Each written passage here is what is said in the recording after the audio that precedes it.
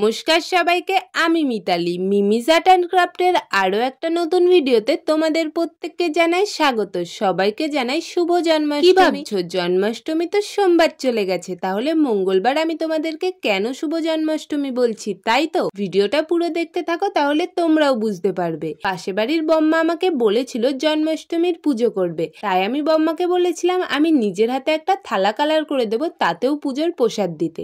যেই বলা সেই কাজ, বাজার থেকে সবকিছু নিয়ে এসে কাজ করতে শুরু করে দিলাম। কিন্তু হলুদ কালার করার পর একটা প্রবলেম হওয়ায় পুরো কাজটা আর করতে পারিনি। রবিবার যখন বম্মাকে জানাই, বম্মা আমাকে বলে বম্মা তো সোমবার জন্মাষ্টমীর পুজো করবেই না, মঙ্গলবার দিন করবে।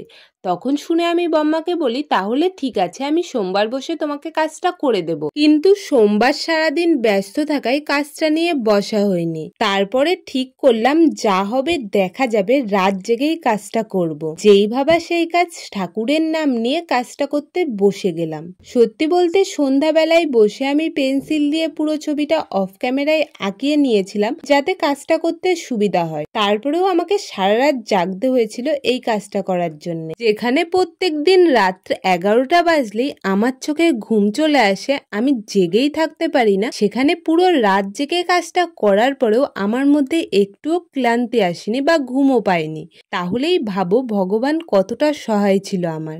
প্রথমে কাজটা শুরু করার আগে ভাবছিলাম হয়তো আমার দিয়ে এই কাজটা হবে না। তারপরে ভগবানের নাম নিয়ে যখন কাজটা শুরু করে দিলাম, তখন আস্তে আস্তে বুঝতে পারলাম আমার একটুও কষ্ট হচ্ছে না। এই দেখো, তোমাদের সাথে কথা বলতে বলতে আমার কাজটা কতটা এগিয়ে গেছে। বাকি কাজটুকু করতে করতে তোমাদের সাথে কিছু ট্রিক শেয়ার করি। তোমরা যারা মাটির থালা করতে চাও তারা এই ট্রিকগুলো ফলো করলে থালাটা খুব সহজেই করতে পারবে। প্রথমত বাজার থেকে মাটির থালা কিনে আনবে, তারপরে শিরিষ কাগজ দিয়ে ঘষে ভালো করে প্লেন করে নেবে।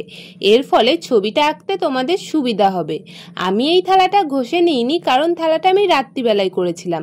কাজ করতে করতে ঘড়িতে কটা বাজলো খেয়াল করলে কি? এদিকে বাইরে বৃষ্টি পড়ছিল। ঘরে এসে আবারও কাজে লেগে পড়লাম।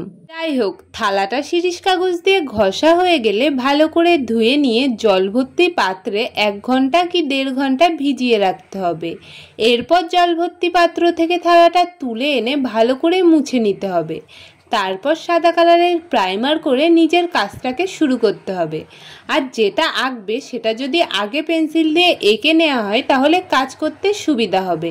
তোমাদের সাথে কথা বলতে বলতে আমার মাটির থালাটা পুরোপুরি হয়ে গেছে। তোমাদের এই মাটির থালাটা কেমন লাগলো কমেন্টে জানিও। ভিডিওটা ভালো লাগলে একটা লাইক করে দিও। Thank you for watching. By.